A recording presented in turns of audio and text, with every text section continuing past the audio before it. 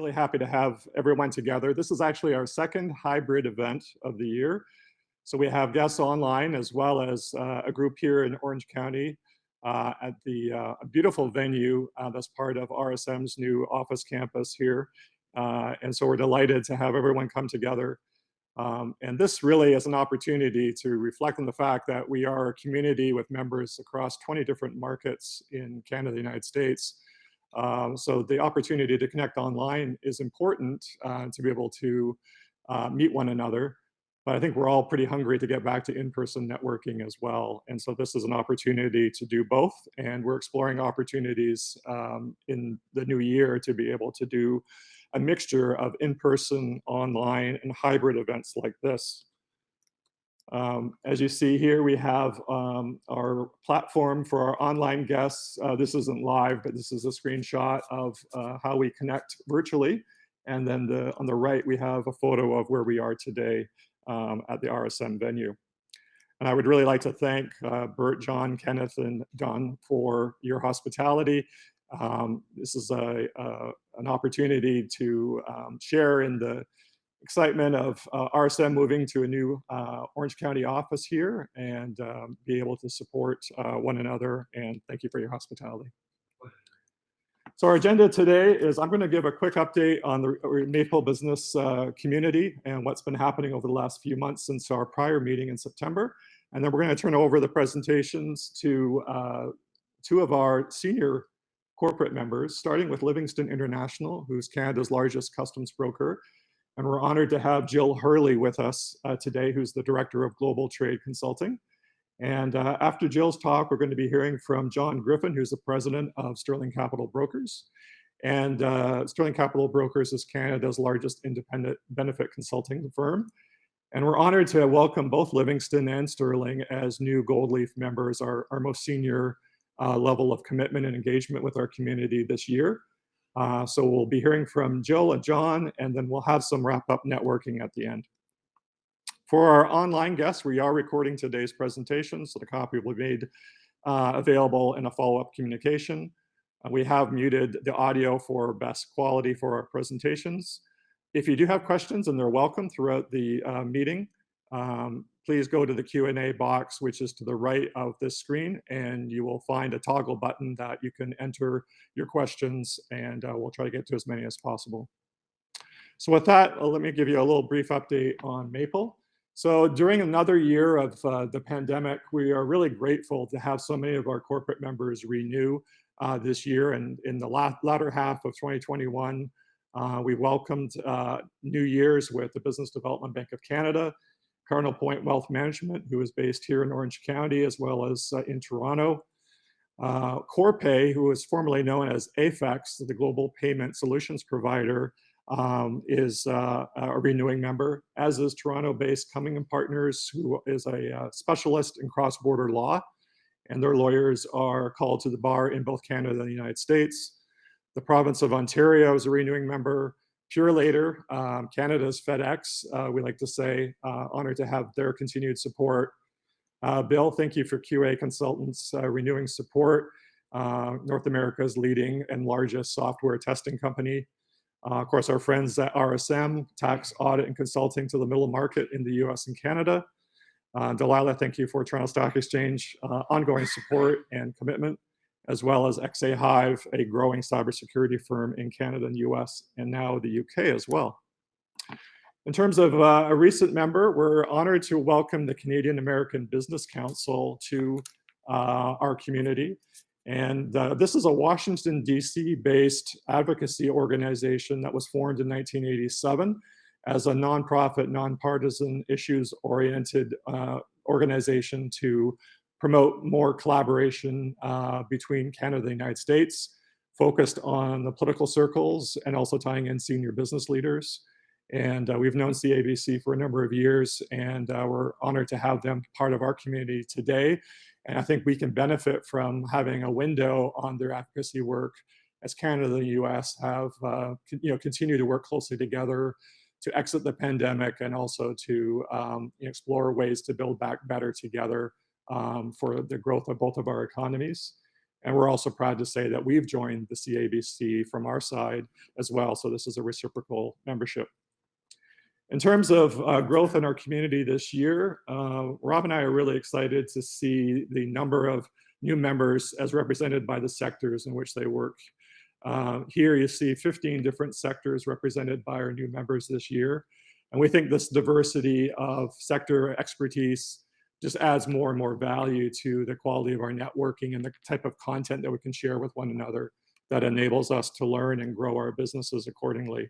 And we set out 6.5 years ago to create a cross-sector and cross-growth stage community, and it continues to flourish. So we are looking forward to welcoming these new members and having their contributions in the coming years. If we look at it by geography, even though we're based in Southern California with chapters in New York and Vancouver, you can see that our members have actually joined this year from 11 different markets.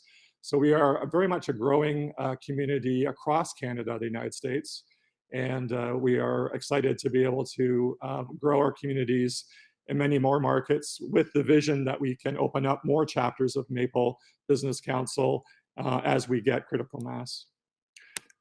Now, now many of people know Maple for our events, but I would like to just call your attention to the fact that on an almost daily basis, we're posting content across 8 different social media channels.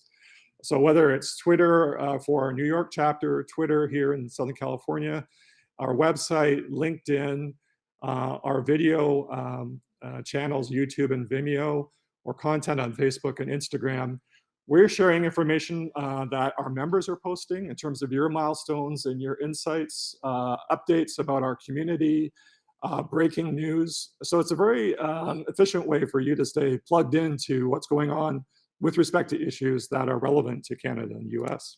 So if you haven't followed some of these, I encourage you to do so. Our website really is the mothership, though, in terms of going to our libraries of past articles and videos. Excuse me.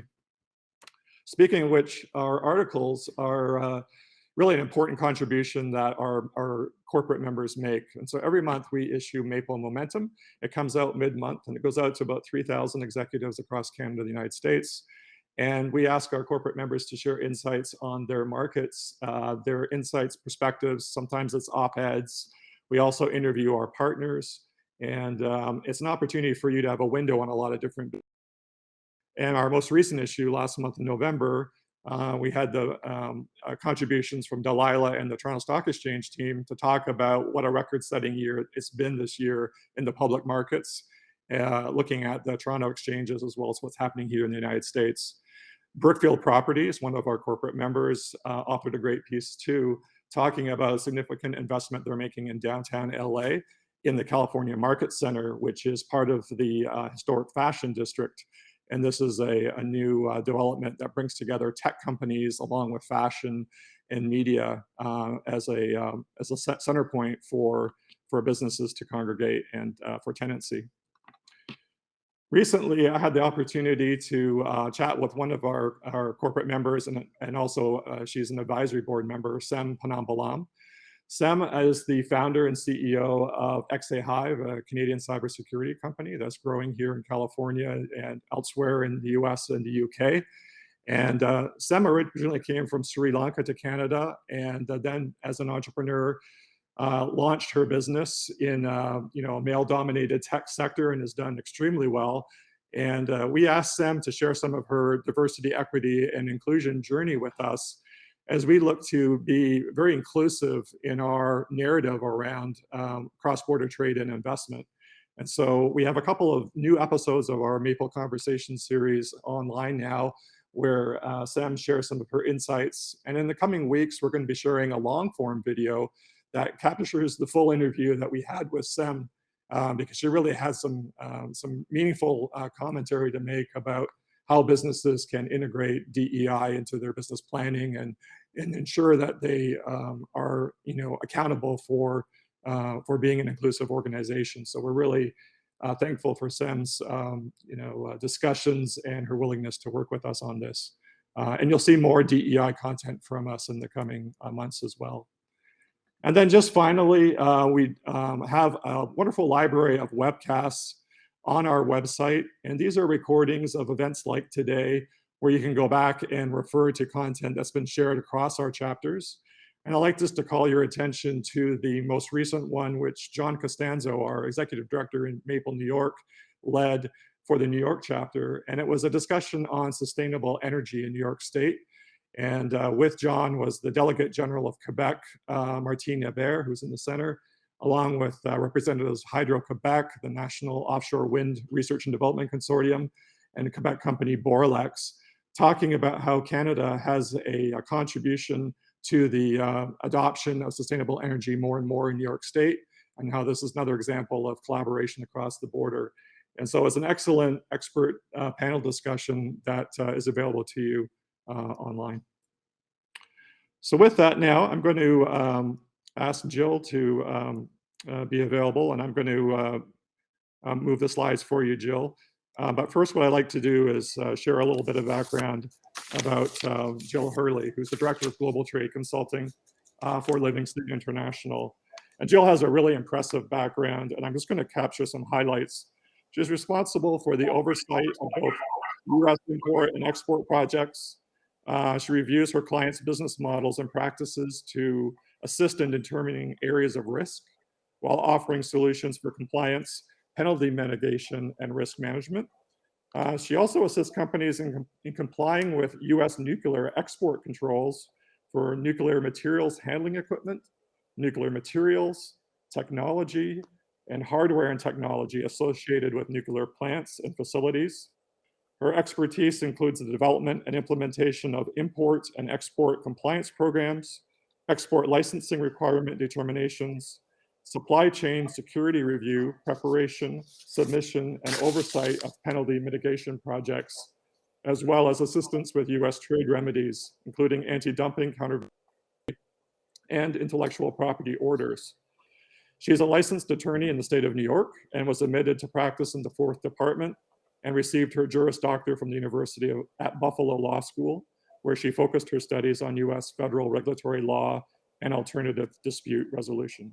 So Jill, we're honored to have you not only as a member, but as a speaker with us today. Thank you. Thank you very much for the comprehensive introduction. My name is Jill Hurley, and I'm a director with Livingston's US Consulting Group. Livingston being the largest customs broker in Canada and the 3rd largest in the US. If you go to the next slide. I'll be speaking with you today about the topic of forced labor and how it impacts your supply chain. It's very timely in the sense that not only is the US government highly focused on keeping products of forced labor out of the US inbound supply chain, but that globally there has been an increase on this focus as well. I will be mainly focused on the US regs today, but I will touch upon some of the other global developments and what to look for in your supply chain and how to incorporate it into your social responsibility compliance programs. If you go to the next slide. I just want to take a brief moment to talk a little bit more about Livingston. I'm proud to be a member of this organization for over 10 years. Livingston is the largest customs broker in Canada and the 3rd largest by a number of entries filed annually in the United States, 3rd only to the Courier Express shipment filers in the US. Over 30,000 companies trust Livingston for anything from our customs brokerage to our freight forwarding and even our consulting and global trade management services. We invest in our people and our technology solutions, which is very important this day and age. We have our own platform, My Livingston, which speaks to this. And we give our clients the edge in today's highly competitive marketplace to keep their products moving smoothly and globally. Next slide. Stephen gave me a very great introduction. My name is Jill Hurley. I'm a director of our Global Trade Consulting Group. It's one of the largest trade regulatory consulting groups in the world. I am part of our US practice. We also have established practices in the US, Latin America, the EU, and Asia. All right, so I wanted to speak on the topic of forced labor because it has become more of a pressing issue in the past 18 months than it really ever has before, and can affect the supply chain, even if what you're importing is not directly targeted as the product of forced labor by U.S. Customs and Border Protection. I wanted to start out by giving some statistics on what happened in fiscal year 2021 related to alleged forced labor imports, right? So this is for fiscal year 2021, and these statistics were provided directly by CBP. What's notable here is that over 1,400 shipments were detained when they arrived in the U.S. For being suspected either the actual product of forced labor or containing products of forced labor. And that was valued at over $400 million US. This is a substantial increase even over 2020, when we saw an even larger number of withhold release orders, where there were only 314 shipments detained in 2020 and $49.8 million in cargo that was detained.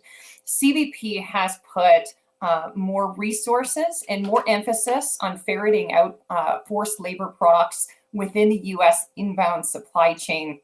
And it has a dramatic effect on a variety of different industries, and it's suspected to only increase from here. The key cases that resulted in the most attention, of course, is the overarching withhold release order as it relates to products from the Xinjiang region of China, and also products from XPCC, which is a corporation located in that region. Additionally, the U.S., from an export and financial perspective, placed XPCC and certain Chinese officials on our sanctions list, and also the Bureau of Industry and Security added them to the entity list, which makes it difficult, if not impossible, to export goods to the affected parties. So you'll see that forced labor is not just an import issue for the U.S., can also affect your exports and your financial transactions. And the primary driver at this point is the products targeted from the Xinjiang region, as well as XPCC. And that is expected to grow due to bipartisan support in 2022. Next slide. It's always an important reminder whenever I talk about increased compliance responsibility for companies that import, to remember that there are actual people behind these forced labor imports regulations, right? Over 40 million adults are victims of slavery or forced labor, 52 million children, right? And this is actually estimated to be an understatement of how many people are affected by forced labor globally. With the increase in open source research, reporting on forced labor globally, as well as CBP and other government agencies make it easier through electronic platforms to report these suspected violations, we also expect these estimates, unfortunately, to continue to increase as more and more is uncovered over time. Next slide. In the US, when it comes to imports, the main statute that gets CBP authority to act on imports involving suspected forced labor is Title 19, it's Section 1307 of the Tariff Act. Merchandise is inadmissible if it is the result of slave labor, prison or convict labor, forced child labor, or indentured labor in some way, right? Historically, public disclosure laws were the trend. So you've got the California Supply Chain Transparency Act, the UK Modern Slavery Act, and Australia Modern Slavery Act are very similar in that they are public disclosure requirements. If you have this in your supply chain, you are to report it. The CBP regulations go a step further and say, no, it's not admissible. We're not going to release it.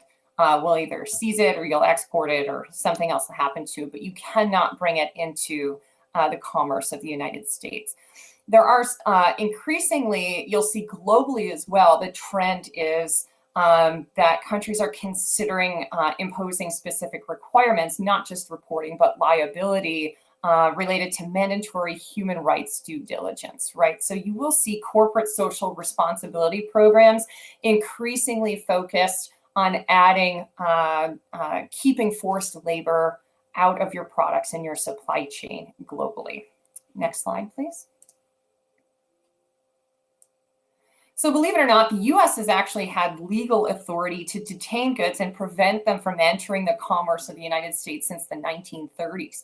But for 85 years, it was almost impossible for officials to apply that power because of a trade law loophole we called the Consumptive Demand Clause, which I've got on the slide here, but basically says if it's not produced domestically enough for the product to meet US demand, that you could let it in, right? So you could see how products of forced labor could get around this loophole simply by proving a case that the US didn't have enough to meet the demand of the United States.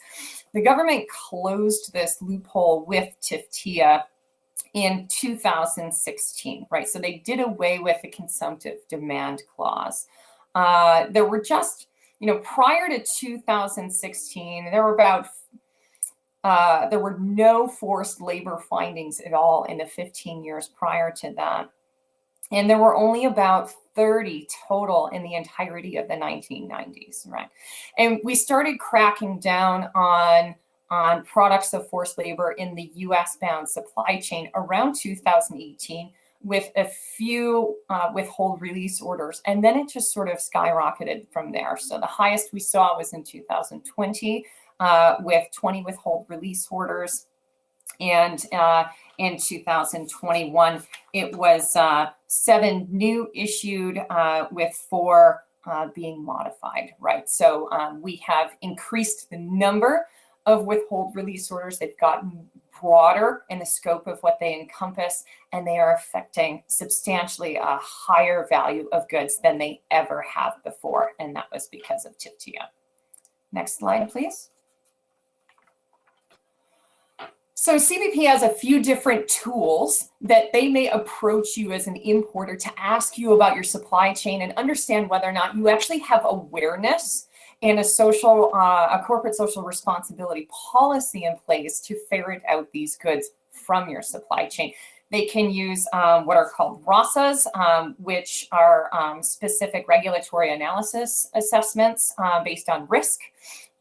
Withhold release orders, of course, I will get into in further detail. It's actually published what they will not allow and where it's from and who it affects. They can seize your merchandise, which oftentimes happens when you violate a withhold release order. And there can also be penalties, the first of which was issued last year related to a palm oil case. So let's get into these in just a touch more detail. A Rasa request. Rasa actually stands for Risk Analysis and Survey Assessment. They are issued by CBP, and they ask a lot of questions related to your policies, your procedures, as well as they have a large document request related. They'll select some transactions and say, give me everything you got related to these documents, which they can do under 1509 of the Customs Code, right? Supporting documentation might include training you've provided to your supplier on what is and what is not allowed to be in your supply chain related to forced labor. Evidence of robust procedures. They need to be documented in order to exist properly. So you would have to actually say, yes, I have a documented policy. Here you go. These are not actually audits. They are meant to test risk, but if you do not answer them to the satisfaction of CBP, it can turn into a focused assessment or a quick response audit, which are actual audits. So it's something to note there. These may also be preceded by what CBP issues called a CF-28, or request for information, where they ask about a simple maybe one transaction and they ask a list of questions. If that's not satisfactory, they can move on to the Rasa. And then, of course, from there, more strict audit programs. If you go to the next slide. The biggest impact to your supply chain, of course, are products that are the subject of withhold release orders. So I'm just going to call them WROs for the remainder of this presentation. These are issued, they are published. On one of the following slides, I do have a link to them. I'll show you what they look like. They are published, and basically what they say is customs will not release goods that fall within the scope of a withhold release order. They can be triggered at any stage of production. So it could be a raw material. You'll see things like cotton and tomatoes and palm oil on there, right? They could be finished products like wigs and shampoo are on there, right? They can affect your product even if it's in a different stage than what the WRO is issued for. So for example, with the Xinjiang province WRO, cotton is caught up in that. Your product can be detained in accordance with a WRO because customs suspect that the cotton that is used to make the finished article, the garment that you're importing, was produced with forced labor, right? So you start to see how it becomes a tangled web. It's not just that specific product from that region, but the existence of it and the presence of it within whatever product is being imported into the US. Next slide, please. If your import is subject to a WRO, you have a few different options. You can certainly blanket CBP with documentation that demonstrates that merchandise that is produced with forced labor is not present in your supply chain at all. This is an extraordinary document request. So not just that you have a purchase order from a supplier. Let's say you bought from a wholesaler in Singapore and you've got a bunch of t-shirts, right? You can't just give them that transaction document. You actually have to go back further and see the threads came from here and the fabric came from here and they were sewn together here. So it is a very extraordinary document, large document request, but you can meet that standard if you have done that level of due diligence to get your products out of detention. Customs may also seize your merchandise, right? So if you can't demonstrate that, they may seize your merchandise. You have the opportunity to export those goods back out of the US instead of admitting them into the US. Like I said, they will be seized and possibly forfeited. And you have to follow that procedure as well. So think about it, right? If you are an apparel importer, let's say you're in fast fashion, right? You've got a container of merchandise that Customs has detained pursuant to a WRO. That could be sitting there for a long time, right? Do you have a backup supplier? How fast can they get that to you, right? That merchandise has been planned for months. And you start to see this ripple effect where it can really tangle your supply chain. It can hold up products that will be released soon. And without a backup plan and without doing your due diligence to make sure this doesn't happen, you could really damage your business if you fall subject to these WROs. And it is important to note that the first large penalty that was issued related to forced labor was at the end of fiscal year 2020. They did actually issue their first civil penalty of $575,000 against a palm oil importer who they believe did not do proper due diligence, where it was seemingly apparent that their merchandise was subject to forced labor provisions. So as a reminder, not only could you lose your merchandise or have to re-export it back and resource it somewhere else, you could be subject to large penalties as well. Next slide, please.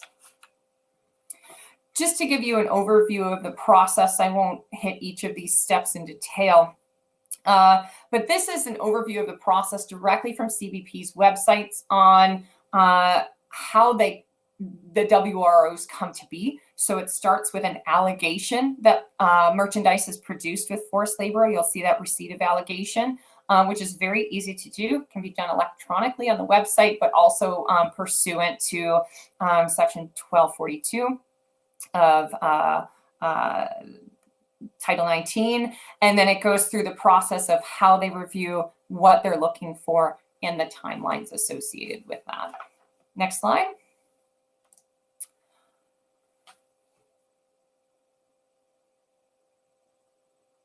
So this is just a quick example of what a WRO looks like. I did include a link in the deck that will take you to where they are located on CBP's website. All of the WROs that have been published and are active are there. They are organized by country. So you look first by country, and then you'll see a whole list of WROs. It will give you the product that is the subject, the date the WRO was implemented, and if there are specific manufacturers, which there are in most cases, it will list those company names as well as the status of the WRO. If you go to the next slide. I've listed some headlines here. Again, forced labor is increasingly in the news from a corporate social responsibility perspective, as well as a government initiative perspective. So Xinjiang was, of course, the biggest one.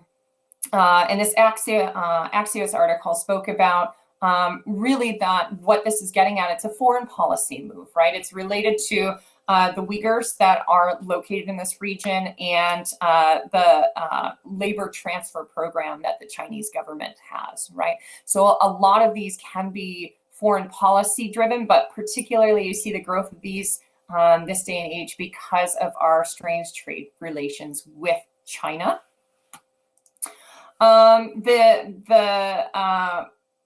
The fine that I talked about previously, that was actually not palm oil, that was stevia. That was a stevia company that did that. Again, it was related to China, although in that particular instance, it was related to prison labor, right? So you'll see how some of these different approaches to forced labor and what we consider forced labor and how they affect your supply chain come into play.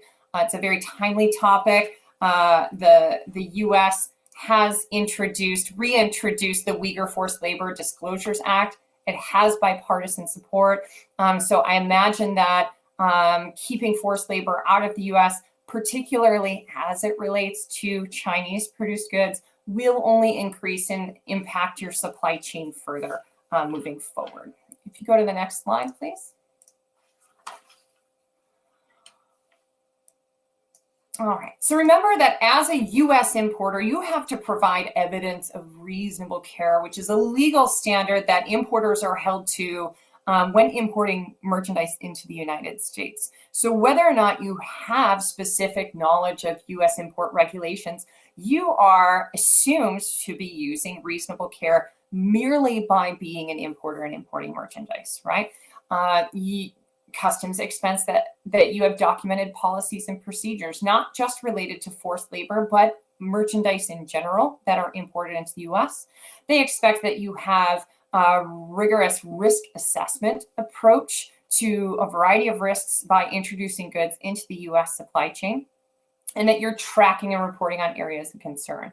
It's notable that Customs and Border Protection does have an informed compliance publication related to reasonable care in the bare minimum you would need to demonstrate in order to show that you're using reasonable care. There is an entire section of forced labor and what the U.S. government expects from you as an importer to have in place as part of your compliance program to ensure that merchandise that is produced with forced labor is not imported into the United States.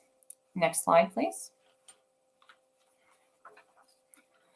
To give you an idea of what this looks like, I just created this flow chart, right? At a minimum, you should have a supply chain risk assessment, forced labor being one of the areas of risk that you'd be looking for as a U.S. importer. Perhaps you're considering anti-forced labor contractual clauses, particularly if a lot of your suppliers are in China, and considering our trade statistics, I'd say that's probably accurate for most importers. Documented policies and procedures, if they're not written down, they don't exist. So make sure you get them documented. You should have training programs so that both your internal personnel and your business partners understand what to look for as far as forced labor. And you should have performance metrics as well, which means you're auditing, you're keeping track of any findings, you're implementing corrective actions, and you have appropriate metrics associated with them. I've listed here, if you go to the next slide, some things that you can look for that are considered forced labor indicators. These are on U.S. Customs website, but they're also from the Department of Labor. There are 11 items listed here. These are the main indicators of forced labor. There are two categories of workers who are particularly vulnerable. So those are migrant workers. So those that, for example, end up paying some kind of fee just to have a job or have restrictive freedom of movement once they are hired. And then there are workers who are producing raw materials. So think mining, for example, but also raw materials like cotton and tomatoes that I've talked about today that were the subject of the WROs related to Xinjiang. And even you'll see in some instances, if you're involved at all with items that are recycled, right, and they're sent out of the US to be sorted through and recycled and then re-imported. A lot of child labor goes into that, so you need to be careful with those points where you're dealing with workers of handling raw materials or producing raw materials. Suppliers and vendors, if you go to the next slide, are going to be your main areas of focus when you're trying to assess your own risk, right? Do you take steps to ensure that there's no forced labor associated with the products that your suppliers and vendors are selling to you, particularly if you're buying a wholesaler from a distributor or somebody who's not the actual manufacturer of the goods? And can they demonstrate what the actual origin of those goods are?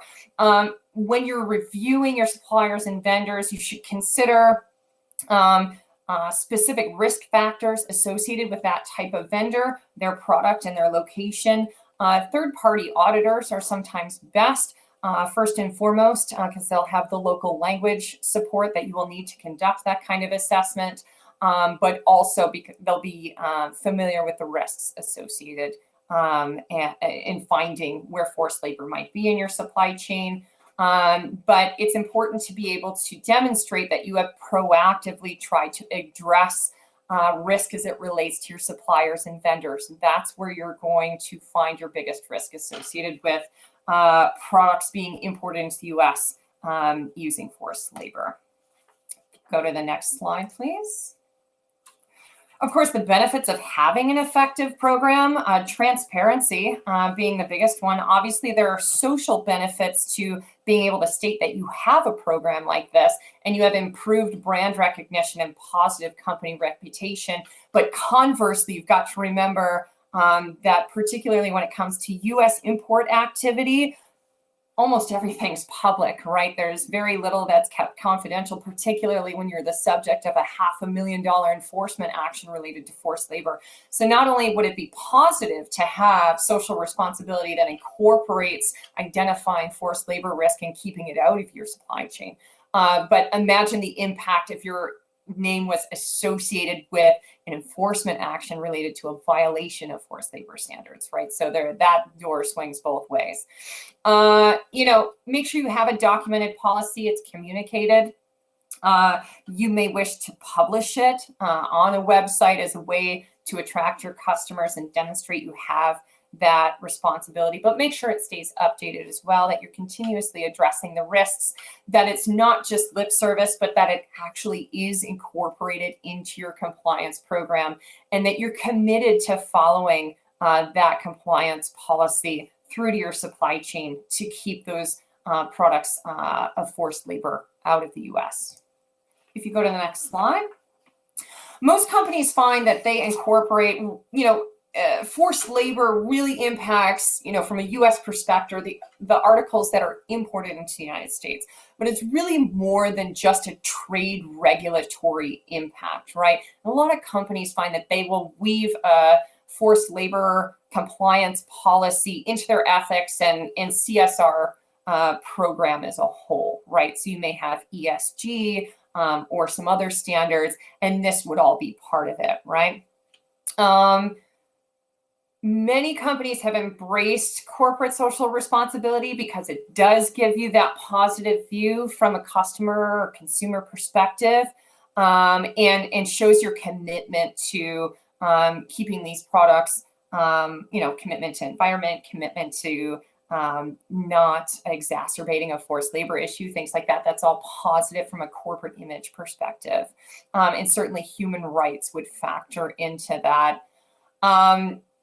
If you're committed to ethical practice and you don't want your articles to be barred from import entry into the United States, particularly after you've spent months developing it and manufacturing it and bringing it over here, certainly incorporating forced labor programs should be at the forefront of your mind. Like I said, the compliance aspect has got bipartisan support in the US, which is hard to find these days, to increase enforcement related to it.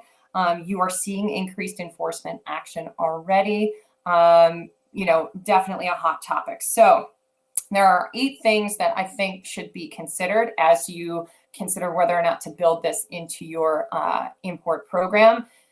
Check if you have a modern slavery statement, particularly if you are a global corporation. Carry out those risk assessments, right? Take a look at your supply chain. Do you know what the origin of the raw materials that go into your finished product are and who is producing them?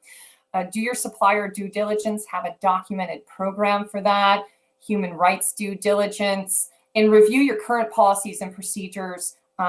If you already have a forced labor initiative, to ensure that it's up to date and it's identifying the proper risks. You should have senior management commitment to a program like this, so you can demonstrate to CBP, should you be subject to a Rasa or a CF28, that you are committed to keeping forced labor products out of the US bound supply chain. And that goes all the way to the top of your organization. And then make sure you train your employees and use best practices to ensure that you don't just document the program and then it sits on a shelf in a printed binder somewhere, right? Make it live, make it active, train your associates, train them regularly, as well as any business partners you work with to ensure that they understand your policy too. All right, last slide is just some resources. The US is committed to keeping the products of forced labor out of the supply chain. You don't want to wait until you're subject to a WRO and you've got containers sitting at port that you can't actually get into the US to find out that you should be complying with it. Because of that, the US has multiple online resources for you to develop a risk assessment, identify what regulatory requirements are, or even if you find that you have an allegation of potential forced labor, that you can report it, right? So I've listed some hyperlinks here that you'll be able to utilize where you can determine, what the risk factors are, how to develop your program, what the legal standards are, and get some additional documentary support as well. All right. With that, I don't know if there are any questions.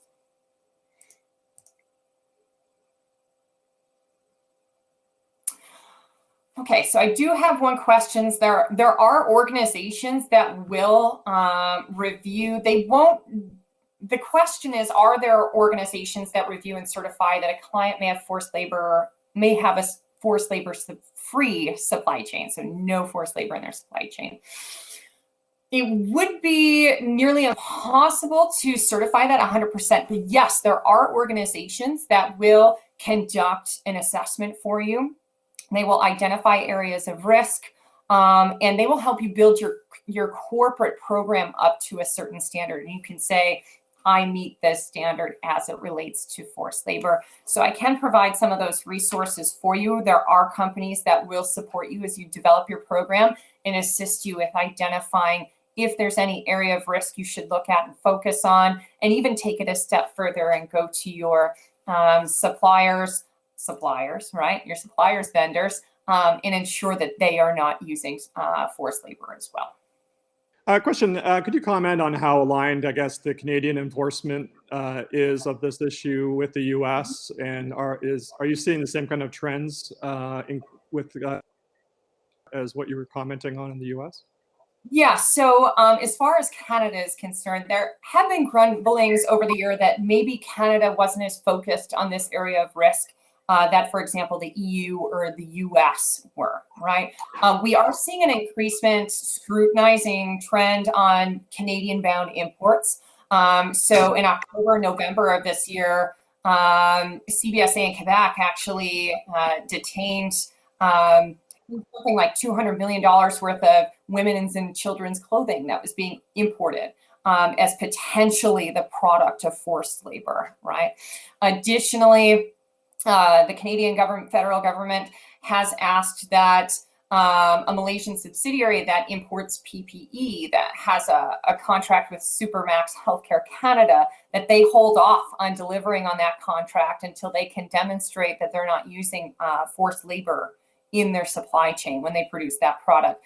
So just over the past year, we are seeing that the Canadian federal government is also taking a strong stance on forced labor. That has a lot to do with the implementation of the USMCA or CUSMA in Canada and all three countries' obligations, right? So I do suspect that additionally in Canada, you will see this increasing trend on keeping the products of forced labor out of the Canadian inbound supply chain as well. Thank you, Jill. With the current supply chain kind of crisis that we've been experiencing and all the backlog at the ports, do you feel that the current situation and the recent history has in any way diluted the ability of enforcement here in the US just because of the challenges of getting to goods, or has it had any effect?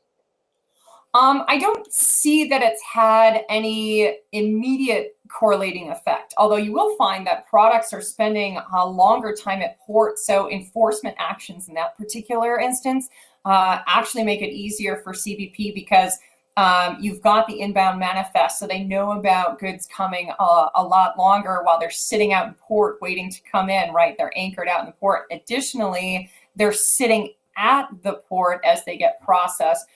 We're seeing a lot of enforcement activity. So whether it's just CBP works through the backlog and it's just as prolific as the import activity itself, or they're actually getting extended time to look at merchandise while it's waiting at port, I can't tell you for certain, but certainly enforcement activity has not slowed down, even with the tangled mess at the ports we currently have. Thank you. Mm-hmm. Any questions from our audience? Okay. One last question, Jill. What happens with the goods that are seized under a WRO? Eventually, are they just destroyed? Yes. So if they are seized, there's a few things the U.S. will do with them, although forced labor, products of forced labor in particular, they are likely to destroy them. So anytime customs seizes your goods, they can keep them and auction them off at later time. You can actually go to customs auctions and buy these things. For products of forced labor that are seized and then ultimately maintained within the custody of customs, the importer's not successful in getting those out of seizure, those will be destroyed. Thank you very much. This was a fascinating window on this area, one that I think a lot of us don't realize the potential risk and how much depth of work really is needed for a company to ensure that they're doing the right thing and also protecting themselves. So thank you for sharing this for us today. Thank you for having me. Great, we're going to transition back to our slides and we'll be moving on to our next presenter. Thank you very much, Jill. John, if I could ask you to be available. It's my pleasure to introduce John Griffin, president of Toronto-based Sterling Capital Brokers. John has held various roles within the group insurance industry for leading insurance carriers and consulting firms. Currently, he's the president at Sterling Capital, which is Canada's largest independent employee benefits insurance brokerage and the 6th largest overall.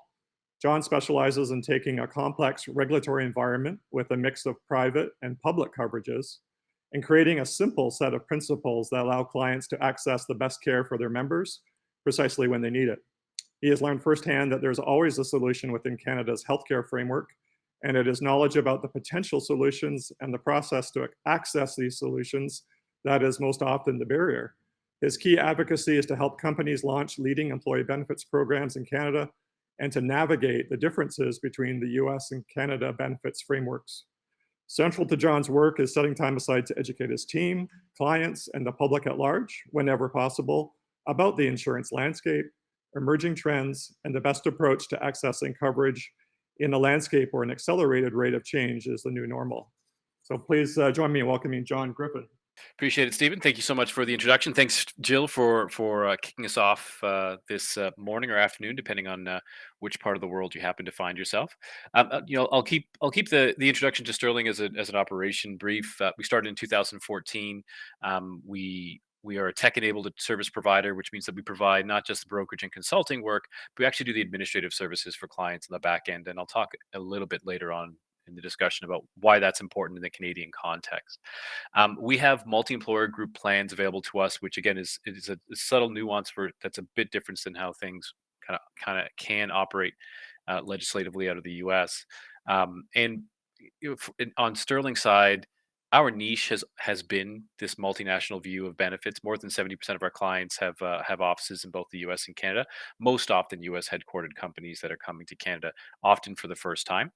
And we've started acquiring operations in Canada and have completed 6 acquisitions in 2021. And what we're finding, and the reason why I point that out, is that on the brokerage and consulting side, having expertise in multiple jurisdictions is becoming more important than ever. There's a couple ways to get that type of expertise, and we'll talk about some of those today. But worth pointing out that one of the main ways is to actually go out and acquire operations. So we have US-based brokerages like Hub, Gallagher, Marsh Mercer, who are actively prospecting for brokerage acquisitions in Canada, simply to add the additional talent to their backbench in supporting clients that are truly multinational. And Stephen, you can advance the slide.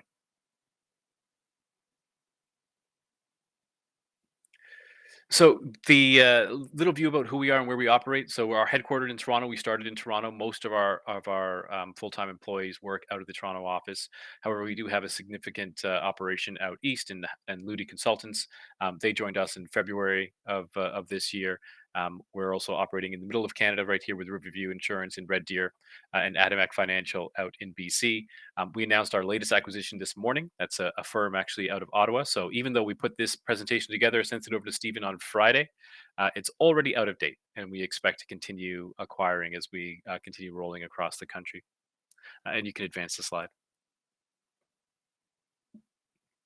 So one of the things that we understand, because of how we grew up as an operation, and because we have a lot of exposure, which is unusual in the Canadian context, to multinational employer plans, is the difference in comparing benefits. And I think one of the items that folks need to consider when they're looking at their benefits plan and compensation in general across borders is answering a very specific question, which is how do you define your culture in multiple jurisdictions where the benefits landscape could be so different, and you get a really good juxtaposition between Canadian and US benefits landscape, particularly because on the Canadian side you get universal healthcare, and on the US side, obviously, that doesn't exist. Most healthcare is driven through employment contracts and folks who have employer sponsored benefits programs.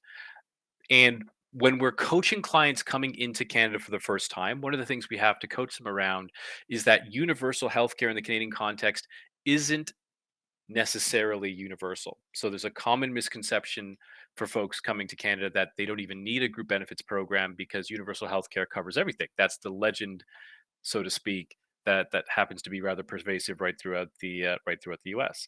But our universal plan does not cover vision care, private hospitals. So there are lots of private hospitals and private medical clinics throughout Canada, and perhaps most importantly, prescription medication. So what it does cover is if you have an injury, you go to ER. If you are just looking for regular medical care and you go to your doctor, those visits are covered. If you're hospitalized, you're covered. If you need a surgery, you have cancer, those treatments are by and large covered, but not necessarily a prescription medication. So I can go to my doctor and get a prescription, but I have to go fill that prescription and pay for it myself. There are province by province, there are some frameworks available to cover folks who don't have supplemental coverage available through their employer. Um, Generally, that's going to cover people under the age of 18 or over the age of 65. So we have good coverage available for those through publicly sponsored programs. But there are, if you are a unemployed or underemployed person, or someone who's employed without access to an employer sponsored benefit program between the ages of 18 and 65 in Canada, you will almost certainly not have access to prescription drug medication. Um, and in the Canadian context, that can be devastating. That can be financially devastating, because you will run into situations where you might have a medication that costs five, six, $700,000 and no way to get it paid. And that is actually something that happens quite frequently in Canada. It's one of the reasons why, when you're opening up in Canada for the first time, you should have an employer-sponsored program. In both Canada and the US, folks will deduct amounts from the paycheck, so there is some measure of cost sharing. The Canadian benefit program, probably not surprisingly, significantly less expensive. So although it does cover a large swath of what's required, it doesn't cover the actual hospitalizations and the doctor visits, which are the most expensive part of a basket of goods when you consider the cost of healthcare in right on either side of the border.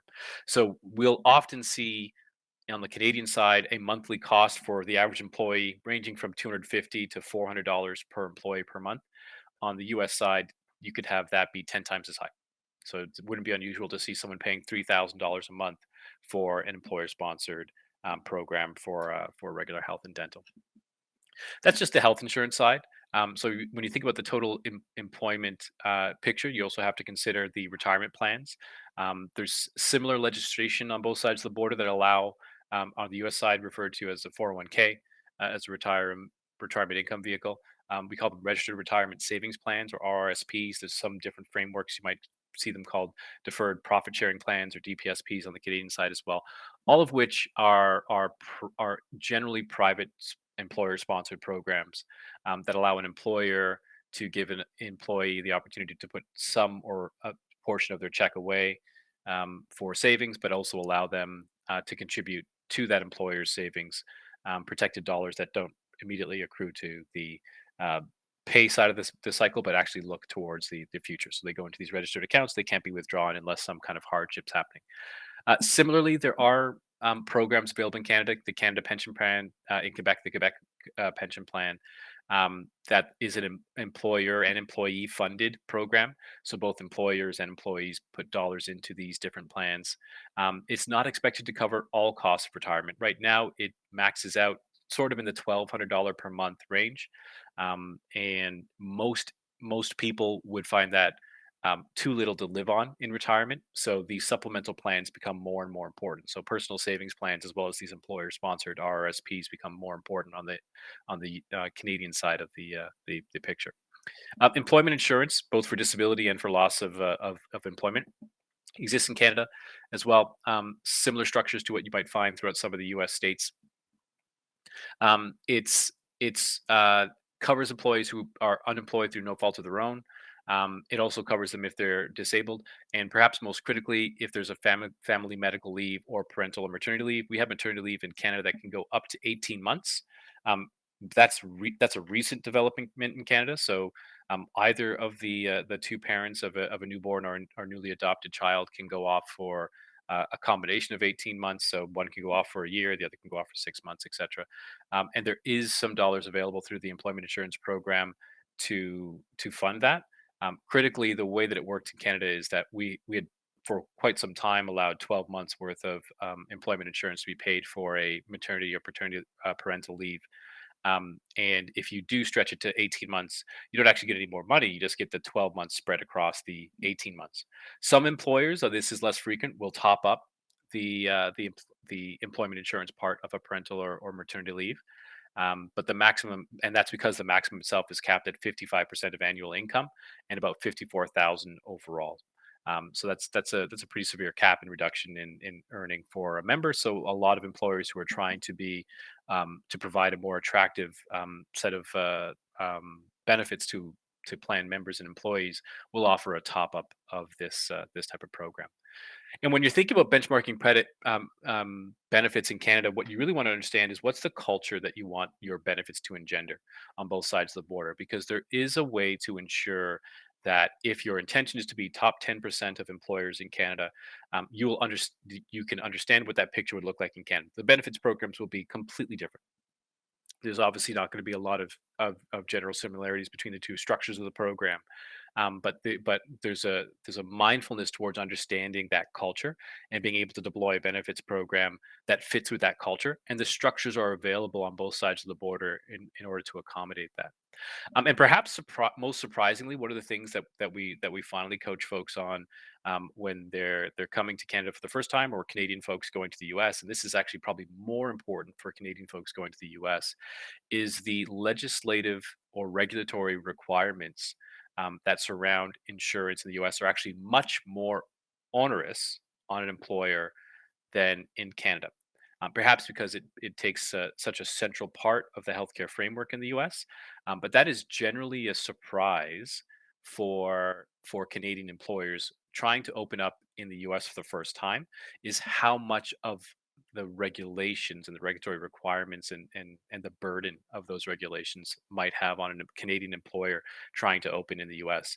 This is one of the reasons why when a Canadian company goes into the US, PEOs or professional employment organizations are so popular, because it is a way to ensure that you have a large competent organization who's fully fluent in the local jurisdiction down in the US, in whichever state you happen to be operating, who can provide you with benefits, payroll, everything else that you might require to ensure that you're going to be fully compliant.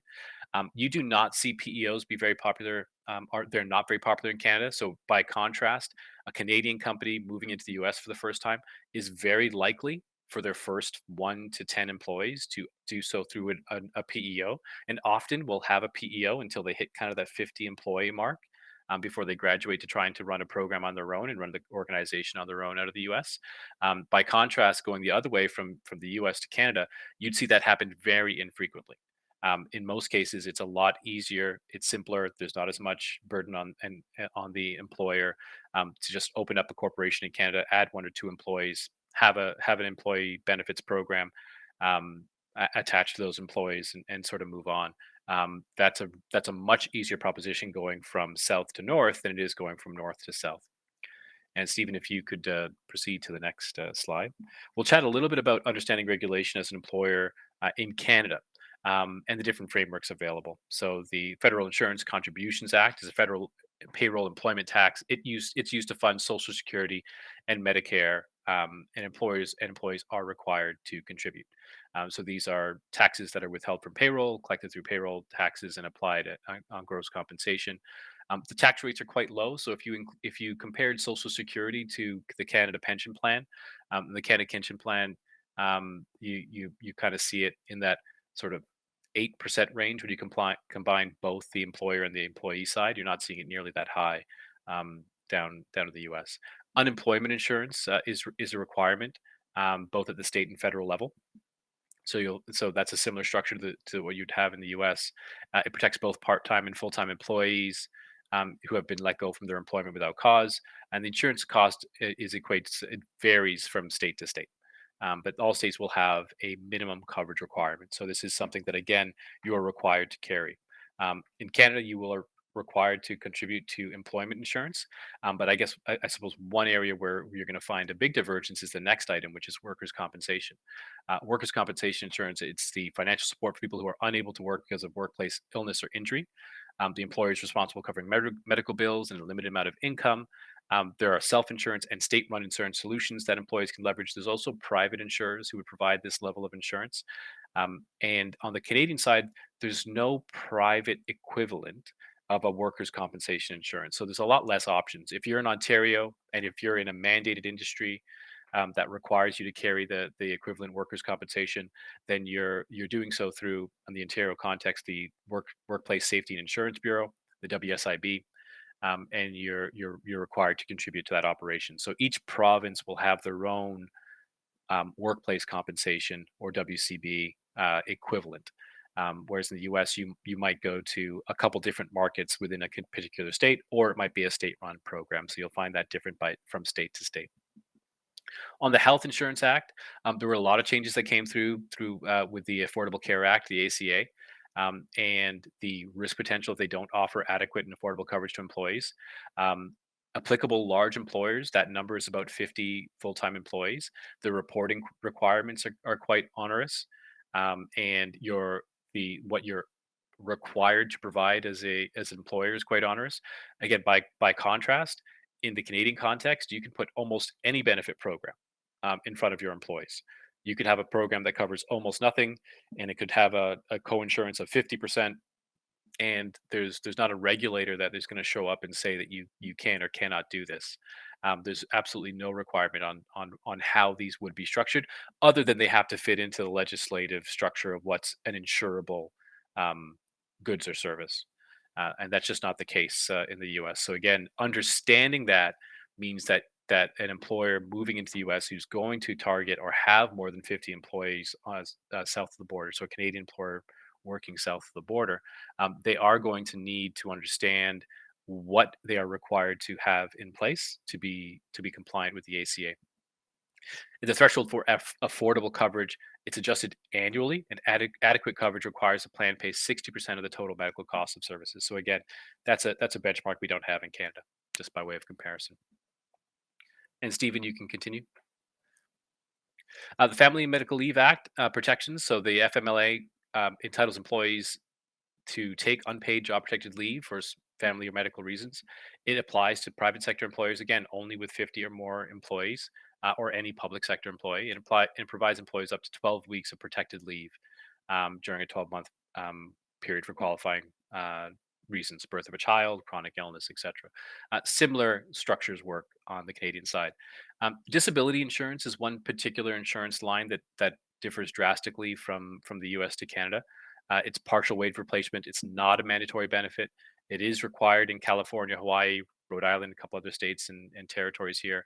And employers can choose to cover some or all of the cost of policy, or it can be passed through the employee. So the differences here is that um, it is not legally required at any time in the Canadian context. However, if an employer chooses to provide it, it is a mandatory benefit. So I, as an employer, don't have to offer it to my employees in any province. However, if I do offer it, it's going to be considered in almost all cases a mandatory benefit. Some very large employers um, might be able to get away with offering it on a voluntary basis, but in most cases, that would be vanishingly rare. It's going to be considered a mandatory benefit. The structure of the disability program is also very different in terms of what they're able to build into the contract. In Canada, there's no carve out for mental illness. In the US, it's much more common to see um, a, a a stipulation in the contract that limits any payment for a mental illness related illness injury or disability to 2 years. That's a very common carve out on the US side of the border. So when we have clients in the US coming to Canada, when they see a Canadian style disability contract, that's often one of the things they call out to us is why isn't there a limitation on mental illness, because that would be considered more of a standard, not necessarily leading edge, but certainly more of a standard throughout a U.S. insurance contract. And those are prohibited in Canada. So you can't actually carve out a different disability duration for any particular underlying illness or cause. And employee benefits are not required by law in the US, which is at its base similar to Canada. It's not mandatory. It is at the discretion of employer. Um, these include paid vacation time, contribution to retirement savings plan, education assistance, wellness programs. Um, these would be the non sort of health related benefits programs. Paid vacation time is required in Canada. So there's certain employment standards that are different province by province that do require people to have and provide vacation time to their employees. Those retirement saving plans aren't mandatory anywhere, so that I say would be similar on both sides of the border. But understanding these different regulations just gives you an opportunity to look a little bit at what you're providing your employees on um, on a day-to-day basis, so that you can understand how you're operating on both sides of the border, so that an employee in Canada feels the same and feels like they have the same kind of relationship with someone on the U.S. side. And I recognize we're coming close to the top of the hour, so Apologies if I feel like I'm speeding through. If you could just proceed to the next slide. I believe we're coming towards the end. So when you're building out your program, you want to look for expertise. You want to look for advice. There's a lot of really great training programs available. You're looking for the Certified Employee Benefit Specialist, which is something that's active on both the Canadian side and the U.S. side. So all of the folks at Sterling who operate our multinational desk, dealing specifically with clients on both sides of the borders. They're all SEEB certified employee benefit specialists. There's a couple other designations within that training program. You also want to look for someone who's a member of trusted partner networks like Maple, WBN, Worldwide Broker Network, which is something that has operations within 200 countries worldwide. Excuse my cough. And that type of expertise is going to help you navigate benefits on both sides of the border. I'll pause there. I noticed, Stephen, you had come to the lectern, so perhaps there's a question or two in the room as we round it out, headed into the top of the hour. Thank you very much, John. Can you maybe comment briefly on, in this current age where we're competing for talent, how have you seen clients kind of respond with respect to their benefit strategies to attract and retain top talent?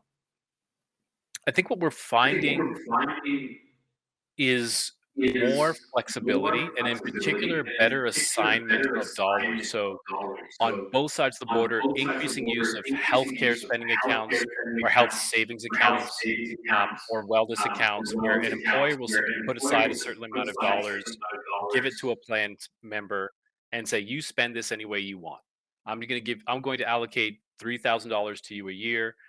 You choose how you want to spend that $3,000. It may or may not be supplemental as income. It may or may not be taxable. It depends on what they're spending those dollars on." I think that's one way that we're seeing. That's one thing that we're seeing proliferate the most. The second is a huge proliferation of ancillary services. So I think that the employee assistance programs, or EAPs, have become much more common on both sides of the border. At this point, they're ubiquitous. I'd suggest 95% plus of employers have those attached to their programs. So what folks have been looking for adjacent to those is telemedicine services. So the ability to this became very popular throughout the pandemic. I can go on my phone, press a button, and in 2 minutes be speaking to a nurse practitioner or a doctor, which is really helpful if you don't want to go to your walk-in clinic and risk yourself getting exposure to COVID, or frankly anything else that kids might expose themselves to. I'm continually shocked that we live in a world where kids used to go to a doctor and then play with all the different books and all the different toys that they have in a pediatrician's office that are all covered in a tremendous amount of disease. Those have all been taken out, but I haven't physically taken my kids to a doctor. They're all being done through telemedicine. I haven't done that for almost 2 years at this point. So a proliferation of employer-sponsored programs that provide additional access to those types of services is really getting more critical, and it allows employees to spend more time working, but also feel like your employer recognizes that you're a person. You've access needs, and you want to get those solved. John, can you put in some context for companies from Canada coming to California? How much more complicated is the California state versus other parts of the U.S.? I often make the comparison for Canadians to Quebec. So it's a very common theme, and Canadians will understand what I'm saying, is that you'll see something and you'll understand this is the rules, this is the regulations, and this is how it works, except in Quebec. And I think California has a similar reputation in that for a lot of US states, you can be relatively general or generalize some of the advice for most states, but then you say, except for California, where they do things substantially different. So in that context, very different. So I think operating in California has a tremendous number of advantages, and there's a huge cohort of Canadian companies, particularly on the tech side, and we're heavily overweighted in tech at Sterling, that operate very successfully in California. But understanding the different landscape there is very important, for the same reason as entering the Quebec market in the Canadian context is extremely important, and doing so with local advice and representation is hugely beneficial.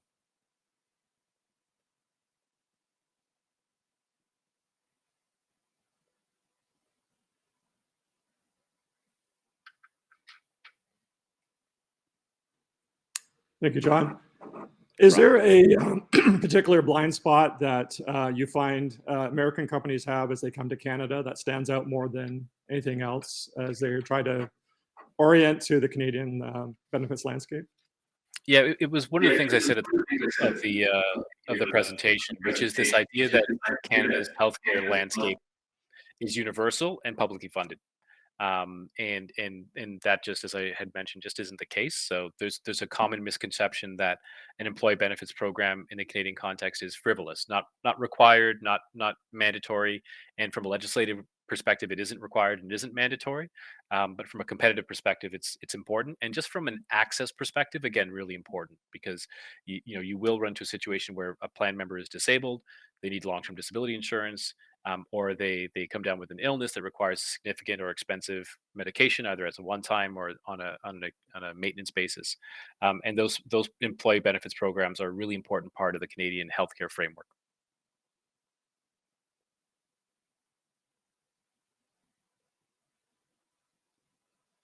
Great, thanks very much, John.